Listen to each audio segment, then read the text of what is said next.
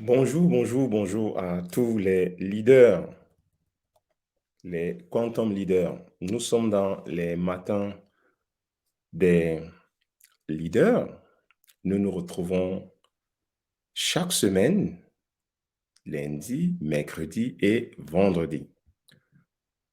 Et lorsque nous nous retrouvons, nous parlons de leadership, d'entrepreneuriat, de physique quantique.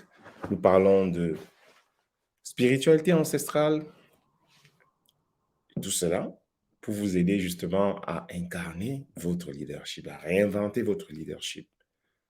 Aujourd'hui, la question, c'est comment embrasser le changement et la transformation dans votre vie, dans votre entreprise, dans, autour de vous. Et nous allons nous inspirer de ce qui s'est passé, de l'actualité, de l'histoire. Nous connaissons la société appelée Kodak. Kodak, c'est une société américaine qui a été créée dans les années 888. Une société qui a permis à l'industrie de la photo de se développer. Pendant des siècles, pendant presque un siècle, Kodak a dominé le marché de la photographie. Mais il s'est passé quelque chose d'important. Dans les années 1900, un ingénieur de Kodak a inventé la photo numérique. Et très souvent dans les entreprises, il y a des pôles de recherche. Et cet ingénieur-là a présenté ses recherches à l'entreprise Kodak. Mais qu'est-ce qui s'est passé? L'entreprise n'a pas trouvé mieux d'investir dans ses recherches, dans ses découvertes. Et à côté de Kodak, nous connaissons les entreprises comme Canon, Sony, qui aussi font dans la photographie et qui se sont empressés d'épouser le temps, d'apporter les changements, les transformations qu'il fallait dans leur entreprise pour pouvoir s'adapter au temps. Et en 2012, Kodak a déposé le bilan, la faillite. Kodak a laissé son cœur du marché, qui était la photographie, pour se concentrer plus sur d'autres secteurs, parce qu'au niveau de la photographie, Kodak s'est senti délaissé et elle ne pouvait plus suivre la concurrence. Kodak nous enseigne beaucoup de choses, beaucoup de leçons au niveau de l'évolution d'une entreprise. Nous allons aussi prendre l'exemple. Hier, pendant mes réflexions, je suis tombé sur le discours de Sarkozy à Dakar. Oui, je sais que ça va être polémique parce que nous sommes tous émotionnels, nous avons envie de garder notre authenticité, notre originalité en tant qu'Africains. Mais ce discours-là, c'est un discours qui parle beaucoup à des leaders dans le domaine de l'économie, par exemple, dans le domaine de l'industrie, dans le domaine des affaires. Je ne vais pas entrer en détail sur tout ce que Sarkozy a dit parce qu'il y a beaucoup de choses à polémiquer dans le discours de Sarkozy. Mais il y a un point important qui m'a marqué. Nicolas Sarkozy a, je ne vais pas répéter exactement ces mots, a dit que l'univers dans lequel l'homme africain vit est un ensemble de, de comportements répétitifs qui est resté dans le temps et qui a du mal à s'adapter aux changements, aux défis de l'homme moderne. La modernité ici, je pense que Nicolas voyait ce nouveau monde où il y a la technologie, il y a les changements culturels dans le monde entier. Et je pense que dans son envie de transmettre le message. C'est vrai il a titillé un peu d'un coup les Africains sur leur culture, sur leur façon de vivre, mais sur ce point précis, Sarkozy nous a fait comprendre que le paysan africain est resté toujours presque 2000 ans à utiliser la houe et la machette. Et quand je vois les évolutions technologiques sur le plan de la mécanique, sur le plan de les techniques de culture, lorsqu'on utilise par exemple les tracteurs, lorsqu'on utilise les outils encore plus avancés dans la production alimentaire, je me pose la question, comment rester la même chose pendant des siècles et ne pas pouvoir être concurrencé? Ça, c'est le défi majeur. Comment garder tout, sa culture, ses habitudes pendant des siècles et ne pas pouvoir être concurrencé?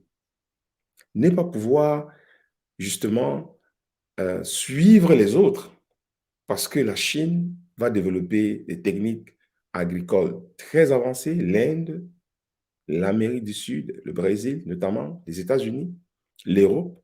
Nous voyons que l'Europe a des techniques agricoles encore plus poussées. Pendant ce temps, le paysan africain reste avec sa roue et sa machette. En tant que chef d'entreprise, est-ce que cela est possible de garder les mêmes habitudes, les mêmes pratiques des siècles après des siècles et de pouvoir être concurrentiel dans un monde qui devient de plus en plus global, dans un monde qui devient plus petit, un village? C'est la question en fait que je me suis posée lorsque j'ai écouté ce discours de Nicolas Sarkozy. Et ça m'a un peu rappelé à l'entreprise Kodak qui a refusé d'investir dans la photo numérique et s'est retrouvé justement dévancé par les autres entreprises. Nous savons bien que Kodak a eu presque 100 ans de domination, presque 100 ans de domination dans la photo. Mais est-ce que le fait d'avoir eu 100 ans de domination a empêché à Kodak de déposer la faillite de son entreprise, de laisser partir un pan entier de son entreprise et de se concentrer sur les autres aspects? C'est la leçon ici que chaque chef d'entreprise qui est ouvert d'esprit doit pouvoir se poser. Comment rester, appliquer des techniques, avoir les mêmes recettes de réussite pendant des siècles et des siècles, les mêmes recettes, la même façon, la même vision, la même culture, les mêmes valeurs, la même mission, et de pouvoir rester concurrenciel. La situation dans laquelle nous vivons aujourd'hui, le monde dans lequel nous vivons aujourd'hui, n'a rien à y voir avec le monde qui a 30 ans, qui a 40 ans. Nous avons connu une transformation technologique, Internet, le numérique qui continue à s'accélérer, les découvertes sur le plan de la physique quantique, les découvertes sur l'intelligence artificielle, la mondialisation du commerce, les positionnements des nouveaux acteurs qui font qu'une entreprise qui doit rester en vie doit se poser les questions. Et nous avons connu aussi récemment le Covid qui a fait que les entreprises travaillent de plus en plus à distance. La question, c'est comment embrasser le changement et la transformation pour rester toujours concurrentiel, pour rester toujours en vie. Cette question est une question essentielle dans la vie d'une entreprise, mais aussi dans la vie d'un leader? Comment se réinventer? Comment s'adapter? Parce que très souvent, les recettes qui ont marché nous poussent justement à nous habituer à un certain nombre de comportements, à un certain nombre d'habitudes, parce qu'on sait que ça a marché. On sait que la stratégie qui nous a permis d'être là où nous sommes, c'est une stratégie que tous les jours, lorsqu'on applique, on a les résultats. Les tactiques, les façons de faire qui donnent les résultats, personne ne veut changer parce que effectivement, on a le résultat, on est content, on a le chiffre, on avance, on a l'impact, on a l'influence et tout ça là. Mais est-ce que face au changement majeur de la société, d'évolution technologique, est-ce que nous devons rester le même? Comment s'adapter au changement? Embrasser le changement et opérer une transformation dans la vie d'une entreprise et surtout dans la vie d'un leader. Parce que chaque entreprise a à la tête des personnes qui prennent des décisions stratégiques. Et nous allons voir que dans le cas de Kodak, les leaders de cette entreprise n'ont pas pris les décisions au moment qu'il fallait. Investir dans la nouvelle technologie, dans l'innovation. Ils ont hésité, ils ont eu peur, ils n'ont pas eu la vision qu'il fallait avoir en ce moment pour anticiper les changements. Très important. Et je pense que chaque leader qui est, qui a envie de rester acteur majeur a besoin d'avoir cette vision de l'avenir qui lui permet justement de prendre les décisions aujourd'hui, d'anticiper les changements. Et ça, Kodak ne l'a pas fait. La vision de l'entreprise est restée une vision ancienne et traditionnelle qui voulait garder le statu quo de l'entreprise et garder son leader dans ce domaine. Mais est-ce qu'on peut le faire? Est-ce que c'est possible de garder le leadership dans un secteur d'activité sans innover, sans apporter des changements? Ça peut être des changements structurels en termes d'organisation. Ça peut être des changements en termes d'amélioration des systèmes de production. Mais le plus important, lorsque le monde ou bien le secteur d'activité connaît des bouleversements, il faut apporter la transformation. Très souvent, les capitaines d'industrie, les leaders font des changements, ne vont pas jusqu'à l'aspect transformation à cause de la peur du changement culturel. Parce que quand on fait la transformation, il est question d'un changement culturel, comme le cas de l'Afrique. L'Afrique a besoin d'un changement culturel, d'une transformation culturelle. Pas d'abandonner sa culture, mais de faire la part des choses, de ce qui marche, ce qui ne marche pas, et pouvoir se projeter vers l'avenir. Faire des choix qui vont lui permettre justement de rester ce continent qui a toujours été un continent leader dans les différents domaines que nous connaissons. Mais est-ce que l'Afrique peut rester leader du monde? Lorsque nous nous replongeons dans l'histoire ancienne africaine, nous savons l'histoire pharaonique, les grands empires, l'empire Songhai, l'empire du Dahomey, tous ces grands empires, l'empire du Mali, qui sont restés vraiment dans notre mémoire, euh, l'empire du Zimbabwe, tous ces grands empires qui ont existé, qui ont fait justement la force de l'Afrique, qui ont fait de l'Afrique euh, une plaque tournante du monde. Ces empires, pourquoi ces empires ont disparu? Parce que les leaders qui étaient à la tête de ces empires n'ont pas su anticiper le temps. Ils n'ont pas su anticiper les révolutions qui se sont passées dans le monde. la révolution technologique. La révolution technologique a toujours été au cœur des grands changements. Nous nous rappelons toujours de ce que, par exemple, dans l'Empire du Mali, il y avait des grands forgerons qui avaient la capacité justement de transformer le fer pour en faire des outils, des grands forgerons. Et ça a fait la puissance de l'Empire.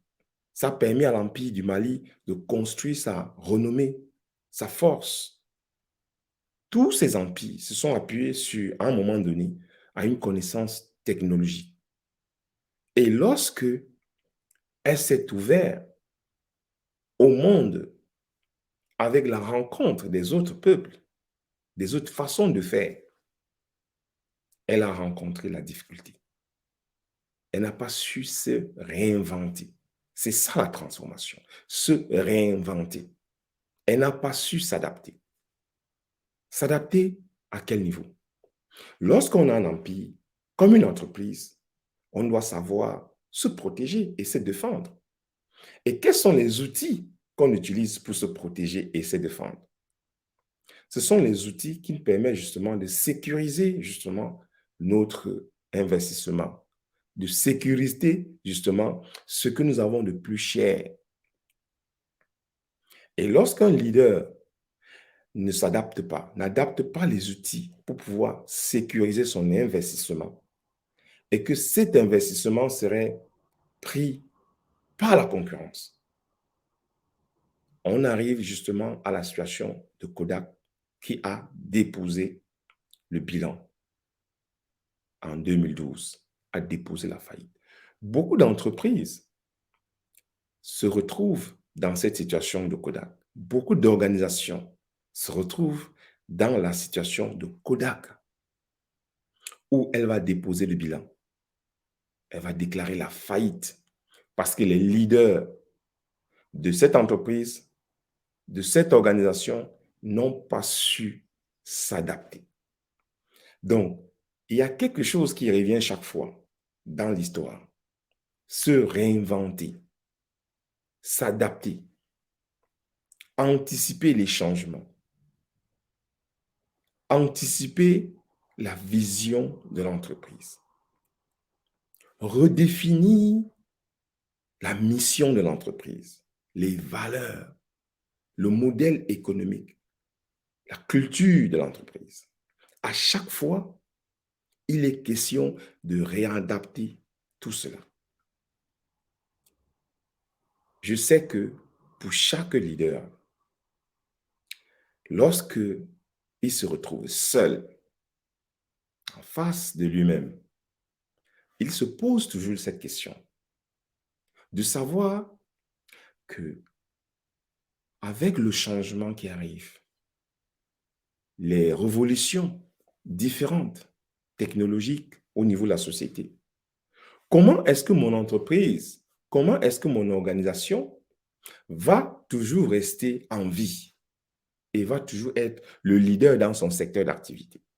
Ça, c'est une question que chaque leader se pose à tous les niveaux, que ce soit les leaders économiques, politiques, dans tout industriel, tout secteur confondu, que ce soit les États, les organisations, chaque leader se pose toujours cette question. Comment rester toujours à la pointe? Comment rester toujours au cœur du changement? La question, nous avons vu, c'est une question récurrente. Et embrasser la transformation demande à chaque entreprise de se réinventer. Et cela commence par le leader. Aucune entreprise ne peut se réinventer, ne peut, ne peut prendre la route de la transformation si le leader lui-même ne se réinvente pas. S'il ne se réinvente pas, ça ne peut pas se passer. Et Mark Twain disait ceci: les analphabètes du 21e siècle ne sont pas ceux qui ne savent pas ni lire ni écrire. ce sont ceux qui n'arrivent pas à s'adapter, qui n'arrivent pas à se réinventer. Réinventer ce qu'ils ont appris, laisser partir les anciennes habitudes, laisser partir les anciennes connaissances pour entrer dans l'histoire et rester dans l'histoire. Et Martin avait raison, parce que nous voyons de plus en plus le niveau d'éducation de la population, du leadership qui augmente, mais nous avons toujours les faillites. Nous avons toujours et toujours des faillites. Nous avons, en termes de connaissances, d'éducation, aujourd'hui, nous avons la possibilité d'avoir un niveau d'éducation assez élevé dans les écoles, des grandes écoles, qui forment les gens qui font dans le management, dans la gestion. Le niveau d'éducation, le niveau de formation est encore plus diversifié. Mais qu'est-ce qui fait qu'une entreprise va rester dans l'histoire? Ce n'est pas le niveau d'éducation. Ce n'est pas le niveau, la qualité des diplômes des collaborateurs. Ce n'est pas ça, en fait. C'est la capacité à chaque leader de s'adapter, à se réinventer. Et lorsqu'on parle de s'adapter, de se réinventer, de quoi il s'agit? Chaque changement qu'on apporte dans sa vie part toujours d'une idée, d'une vision. Quelle est la vision de ton entreprise? Dans 1 an, dans 3 ans, dans 5 ans, dans 10 ans, dans 15 ans. Quelle est la vision de ton entreprise? Quelle est l'image que tu te projettes dans ta vie, dans ton entreprise, dans les années à venir, en fonction des transformations qui sont en train d'arriver, en fonction du monde dans lequel nous entrons, de cette révolution qui est en cours? Quelle est ta vision? Comment tu te vois en tant que leader dans ce monde qui est en transformation, et comment tu vois ton organisation, ton entreprise se positionner? Quelle est la place de ton entreprise dans cette société qui est en train de se transformer? Quelle est ta mission? Quelle est la mission que tu es en train de jouer? Quel est le rôle que tu es en train de jouer pour accompagner cette transformation de la société? La transformation technologique, numérique qui est en train de se passer. Quelle est la mission de ton entreprise? Parce que l'entreprise doit gagner de l'argent, doit faire des revenus. Mais l'entreprise a besoin aussi de comprendre les enjeux économiques, sociétaux dans lesquels elle se trouve. Son rôle en tant que leader, élément important de la société. Quelles sont les valeurs que tu vas mettre en avant dans cette société? Nous voyons de plus en plus la concurrence qui attaque les valeurs humaines, sociétales, traditionnelles, dans lesquelles nous avons toujours vécu. Les valeurs de la famille qui sont attaquées, les valeurs du couple, de l'enfant qui sont attaquées. Quelles sont les valeurs que tu vas t'appuyer pour pouvoir rester toujours au top? Quel est le modèle économique, le business model que tu vas mettre en place? Il ne s'agit pas seulement de changer la stratégie, la tactique, la manière de faire, les habitudes. Quel est ce nouveau modèle économique que tu vas mettre en place pour pouvoir te permettre de rester leader dans ton domaine? Et tout cela se résume au niveau de la culture, d'un ensemble de pratiques qui vont se passer dans ton entreprise, d'un ensemble de façons d'être, de faire et d'avoir le résultat, et de partager les fruits du résultat. La culture de ton entreprise, très important.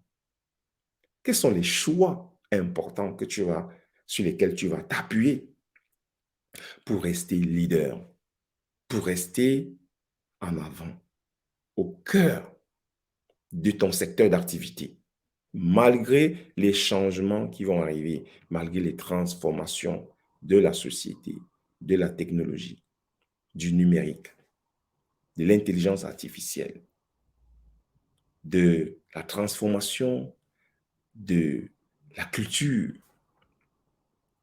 et la place de l'homme dans le monde.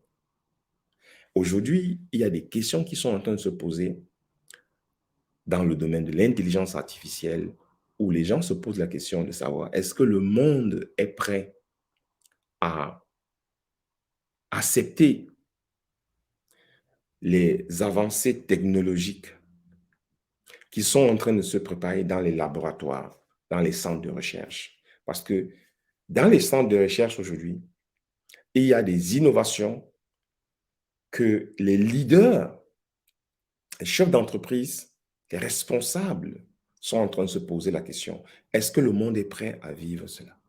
Est-ce que nous sommes prêts, par exemple, de voir un robot prendre la place de l'homme? Un robot, par exemple, qui dirige une entreprise.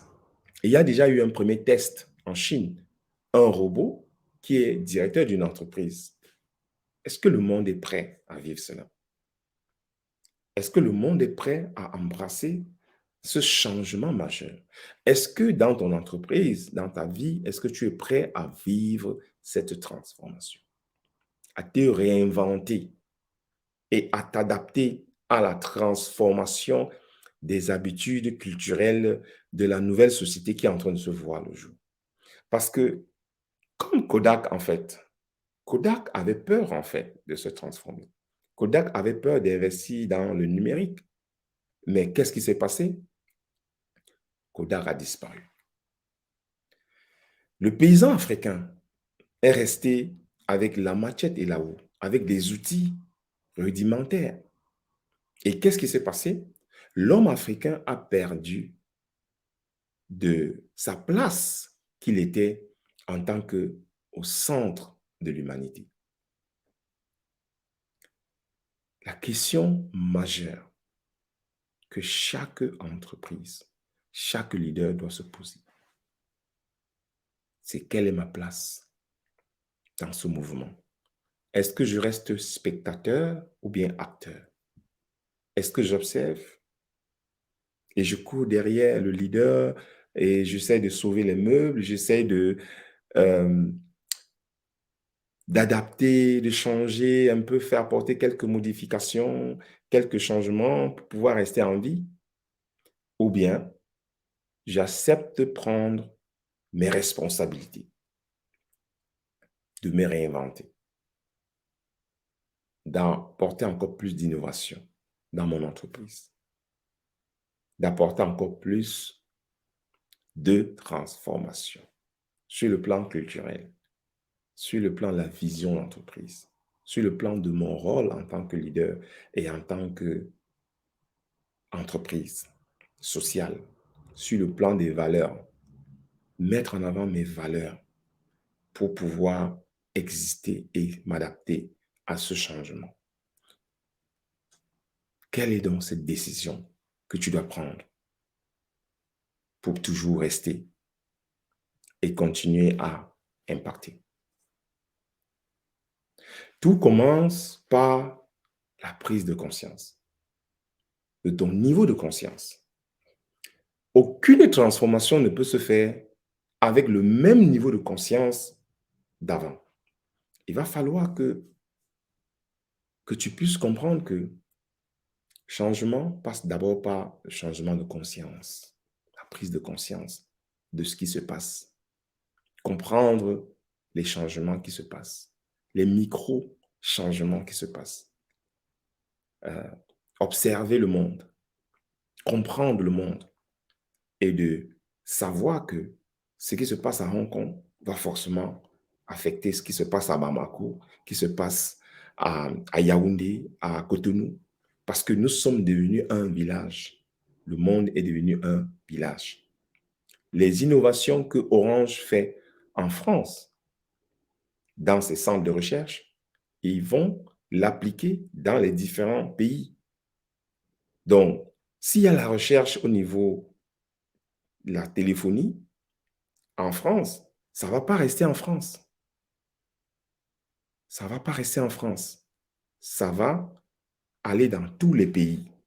Et si tu es chef d'entreprise, si tu es leader d'entreprise dans le domaine où il y a par exemple Orange ou MTN ou je ne sais pas quel opérateur économique, tu dois comprendre que pour rester dans ton secteur d'activité et rester en vie, tu dois comprendre les changements qui se passent dans ton environnement. Lorsque Orange arrivait en Afrique, c'était pour faire la téléphonie. Et aujourd'hui, nous connaissons Orange Money, qui est devenu encore tout un secteur d'activité dans la banque, dans la finance, et qui organise les finances de beaucoup de citoyens dans les pays dans lesquels elle est installée. De la téléphonie à la banque, à la finance. On peut reprocher à Orange, par exemple, d'être opportuniste. On peut reprocher à toutes ces entreprises de pouvoir justement prendre des parts de marché. Mais lorsqu'il y a un vide, lorsqu'une entreprise arrive dans un terrain où il y a un vide, où il n'y a pas d'innovation, où les acteurs n'arrivent pas à se mettre ensemble pour s'entendre et garder le leadership d'un marché, qu'est-ce qui va se passer? Le vide n'existe pas. Le vide n'existe pas. Donc, ça veut dire que quand il y a un vide, quand il y a un semblant de vide, qu'est-ce qui se passe? Il y a des nouveaux acteurs qui entrent et qui s'installent et qui s'imposent. Donc, nous devons être du côté de ceux qui voient les opportunités pour pouvoir se positionner en tant qu'acteur. Les opportunités qui sont là et qui ont toujours existé. Et si nous refusons de voir les opportunités, d'autres vont le voir. Et donc, en tant que leader, tu dois comprendre que la transformation est quelque chose qui est quelque chose de naturel dans la vie de chaque leader. Et quand on parle de transformation, on parle de se réinventer. Se réinventer, réinventer sa vision, sa mission, son rôle, ses valeurs, se définir, se redéfinir. Qui suis-je? Qu'est-ce que je suis venu accomplir dans ce monde en tant que leader? Et cela va influencer l'entreprise parce que la transformation va de l'intérieur vers l'extérieur. Ça veut dire que lorsque je suis leader d'une entreprise, les choses ne peuvent jamais partir de mon entreprise vers moi. C'est toujours dans le sens inverse. C'est moi qui dois impulser ce changement dans ma vie. Si je veux que ma vie change, je dois changer. Je ne peux pas avoir le changement dans ma vie si moi-même je ne change pas. OK, je me lève le matin, j'ai des nouveaux résultats, j'arrive à avoir les choses dans ma vie, mais je reste le même. Est-ce que cela est possible? Nous avons vu dans le cas du paysan africain qu'aujourd'hui, le paysan africain a du mal à produire devant la concurrence chinoise, devant la concurrence américaine. Elle a du mal à produire, elle a du mal à exister. Elle cultive, mais elle achète des produits qui viennent ailleurs pour s'alimenter, alors qu'elle cultive, elle est dans la production, mais n'arrive pas à s'alimenter assez. Et nous avons vu, dans le cas de Kodak, nous avons vu que Kodak a dû laisser un pan de son secteur d'activité pour pouvoir exister. Est-ce que c'est ce que tu as envie de vivre dans ta vie? De pouvoir t'enfermer sur toi et ne pas pouvoir être toujours cette lumière qui brille et qui éclaire les autres? Est-ce que c'est ce que tu as envie de toujours vivre dans l'obscurité, d'accepter, de refuser d'être à la lumière, de te réinventer et de te poser la question de ton existence sur la terre, de pourquoi tu es venu sur la terre, pourquoi tu te retrouves là où tu te retrouves aujourd'hui, qu'est-ce que tu tolères Qu'est-ce que tu laisses qui se répète chaque jour dans ta vie, qui fait que tu n'arrives pas à prendre les décisions qu'il faut, que tu n'arrives pas à anticiper, que tu n'arrives pas à t'adapter et que tu vives toujours dans la même situation, en train de te juger, en train de te poser toujours les mêmes questions et vivre toujours dans la même situation. Et tant que tu ne vas pas te poser des questions essentielles de quelle est ma place, quel est mon rôle dans la société qui est en train d'émerger, qu'est-ce que je dois faire pour pouvoir être toujours au top, à la lumière? Tant que tu ne vas pas te poser ces questions existentielles, ben, tu vas faire des petits changements qu'on appelle changements de maquillage. Mais tant que tu ne vas pas au fond, dans le profond du problème, de qu'est-ce qui fait que autour de toi, les choses restent toujours dans la situation dans laquelle elles sont. Tant que tu ne vas pas au fond pour te réinventer de l'intérieur vers l'extérieur, à un moment donné, tu serais comme le paysan africain. Tu serais comme Kodak, qui a été dépassé par les événements. Mais je suis là pour te dire qu'il ne se fait pas tard. Il ne se fait pas tard pour que tu puisses vivre la vie que tu es venu vivre, que tu puisses briller. Il ne se fait pas tard. Dans la vie d'une entreprise, à chaque moment, on peut rebondir. Rien ne nous dit aujourd'hui que Kodak, qui n'a pas disparu, qui a quand même réussi à se maintenir, rien ne nous dit que dans les années à venir, Kodak va revenir dans la scène. C'est le cas de General Motors. General Motors est une entreprise américaine dans la construction automobile qui a perdu tous ses clients. À un moment donné, il y avait des pannes techniques, des problèmes de rechange, de rappel, tout ça là. Et en 2014, il s'est produit quelque chose d'exceptionnel. Il y a une dame qui a pris le leadership de l'entreprise. Et cette dame, avec une mission, c'est de redonner la grandeur à General Motors. Redonner la grandeur d'antan à General Motors. Ce n'est pas évident d'apporter le changement dans une entreprise parce qu'elle a fait face à tous les collaborateurs. On a commencé à douter d'elle, on a commencé à attaquer frontalement ses choix stratégiques. Mais qu'est-ce qu'elle a fait? Elle a tenu bon. Elle a regardé l'avenir avec confiance. Et elle a apporté les transformations, les innovations qu'il a fallu dans l'entreprise.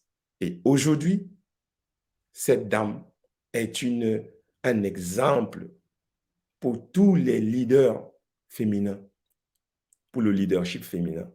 Et beaucoup d'autres personnes, d'autres dames comme elle, se sont enfreignées dans cette brèche. Beaucoup d'entreprises ont vu se confier le rôle de leader aux femmes parce qu'elle a apporté du sang neuf, elle a apporté la fraîcheur dans la façon d'apporter, de diriger l'entreprise, d'apporter le changement dans les entreprises. Donc, il ne se fait pas tard, en fait. À chaque moment dans la vie d'un homme, dans la vie d'une entreprise, tu peux te réinventer.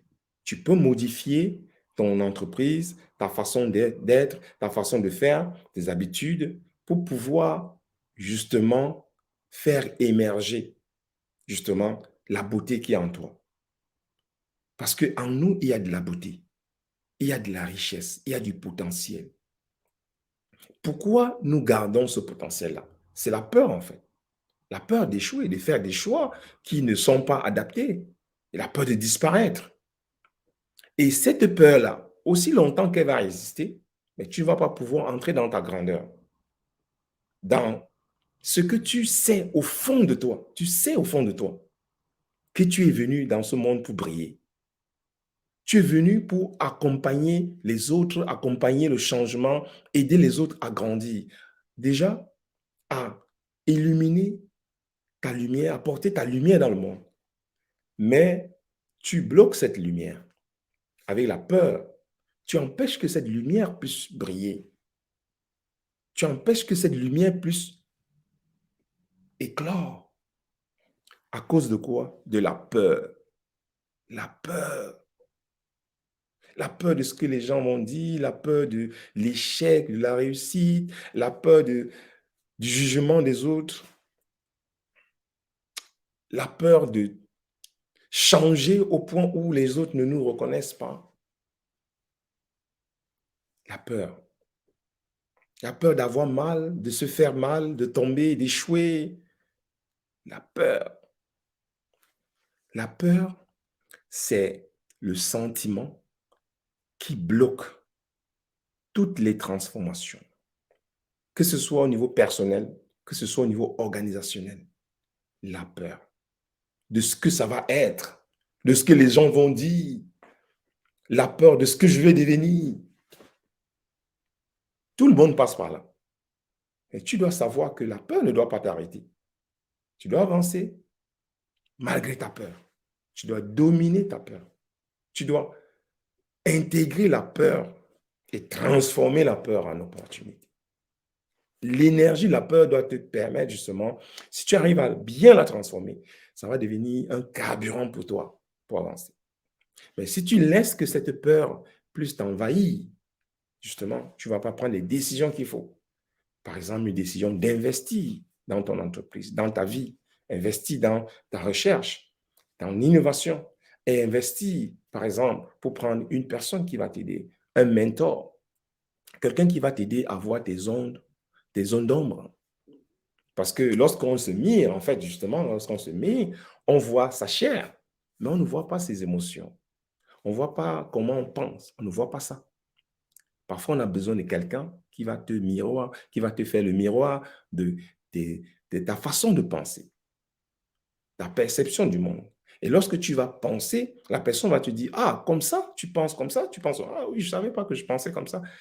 Très souvent, quand quand je m'étais marié, en fait, il y a beaucoup de choses que j'ai découvertes que je ne savais pas de moi, en fait. Quand je me suis marié, et ça a été un moment de transformation pour moi, parce qu'à chaque fois, ma femme me faisait le miroir, me faisait le miroir. Quand je pensais, quand je disais des choses, elle me disait, ah, tu penses ça? Oh non, je ne savais pas que tu pensais ça aussi. Il dit, ah, moi, je pense ça. Il y a même des choses même que je pensais. Après, lorsqu'elle me renvoyait ça, je disais, non, non, non, ce n'est pas moi. Elle dit, OK, maintenant, je vais t'enregistrer. Maintenant, quand tu vas parler, je vais t'enregistrer. Tellement j'étais dans le déniement de moi. Parce que je n'arrivais pas à accepter que c'était moi, en fait. C'est que c'est moi qui dis des choses comme ça. C'est moi qui pense des choses comme ça. Mais non, mais c'est pas moi. Il dit, mais c'est toi, effectivement. C'est toi qui penses des choses comme ça. Parfois, on n'arrive pas à savoir ce qu'on pense de soi-même. On a besoin de quelqu'un, justement, pour nous faire le miroir. Et juste ça, ça a apporté une transformation énorme dans ma vie. Toi aussi, tu peux trouver quelqu'un comme ça qui peut te faire le miroir, qui peut t'aider justement à te mirer tes idées, ta façon d'être, ta vision.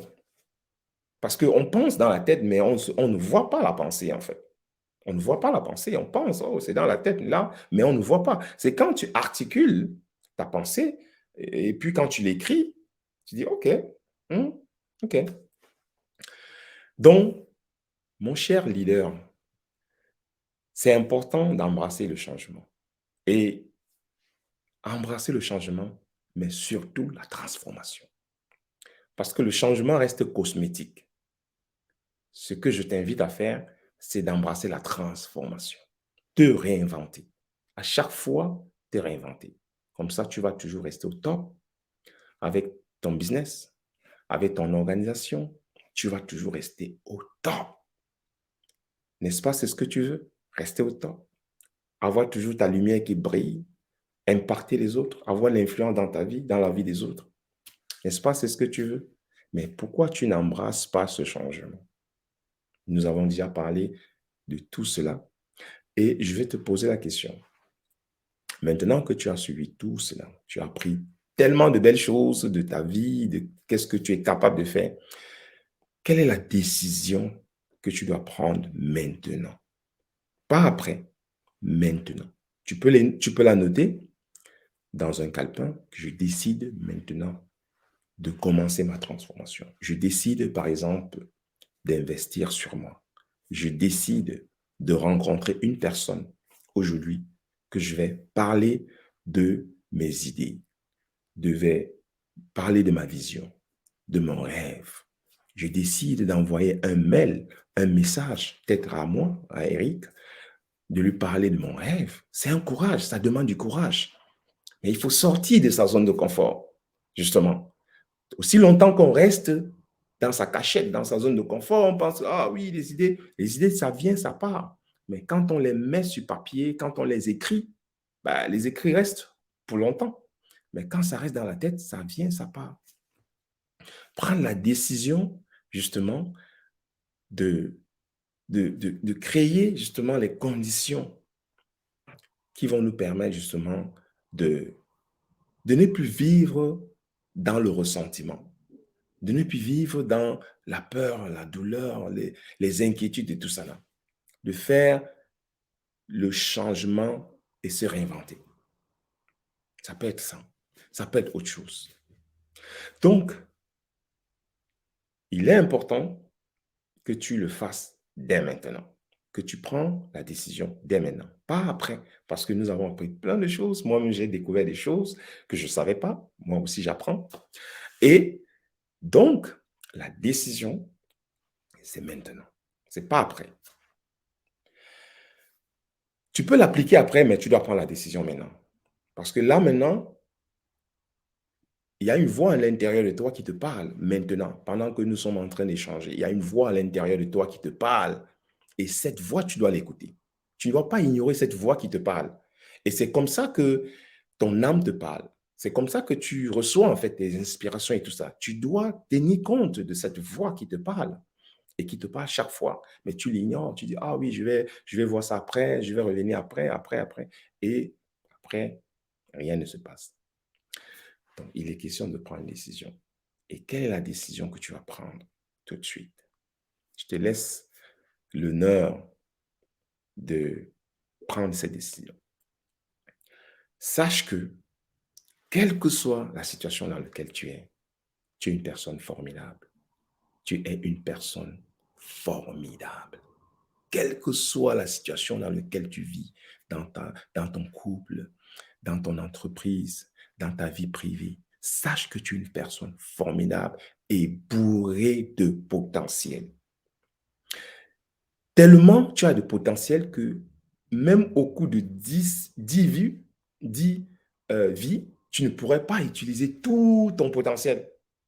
Tu es tellement riche et tellement de belles choses qu'il y a en toi que tu ne peux pas imaginer. Donc, n'oublie jamais ça, que tu es une personne merveilleuse. Parce que parfois, tellement on est dans les problèmes, on se juge qu'on oublie qu'on est une personne merveilleuse. Moi aussi, ça m'arrive. Quand je suis dans des situations difficiles, je commence à me parler, je me dis des choses qui ne sont pas bien de moi. Après, je me rappelle, je me rattrape. Tu dois savoir ça. Tu es une personne merveilleuse. Tu ne dois jamais oublier ça. Ton potentiel est énorme. La lumière qui est en toi est énorme. Ça peut éclairer une ville, un pays. Tu dois toujours te rappeler et ne jamais oublier ça parce que c'est important de garder ça en idée, malgré les difficultés que tu vis dans ta vie. Ne jamais désespérer et ne jamais dire ce n'est pas possible, je ne peux pas changer, ça ne peut pas m'arriver. Ne jamais se retrouver là.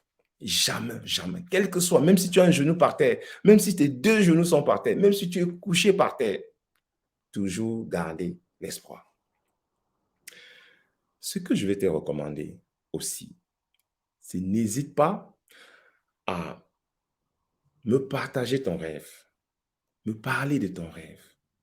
N'hésite pas à partager tout le contenu que nous avons partagé, la vidéo et tout ça autour de toi, pour que les gens qui sont dans la même situation comme toi puissent aussi avoir l'information. Parce que c'est important d'aider les autres. C'est important, quand on veut s'aider, de pouvoir aider les autres.